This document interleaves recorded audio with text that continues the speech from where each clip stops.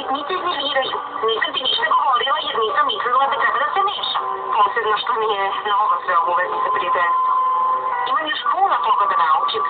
Ali znam da ako ne rešite i najmanje probleme odmah na početku, novije prijateljstvo može postati nešto drugo. Ne mogu da verujem da je ova tenzija neprimetno rasla ispred mog nosa. Trebalo bi da ja znam sve odgovore, ali sam samo uspela da vas sve iznerviram. Mislim da niko ne može imati sve odgovore, ali možeš računati na pomoć prijatelja u potrazi za njima. Mislim da već jesi. Hajde, moramo da idemo odavde.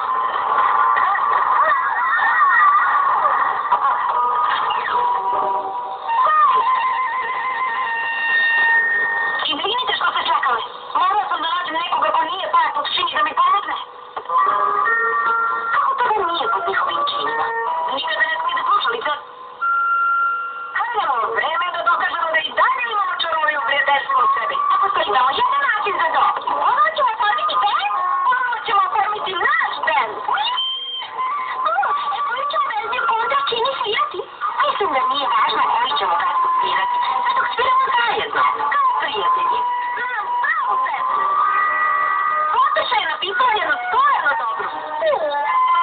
Spremamo se da spasimo svet, ali mislim da to treba da se uredi sa stilom.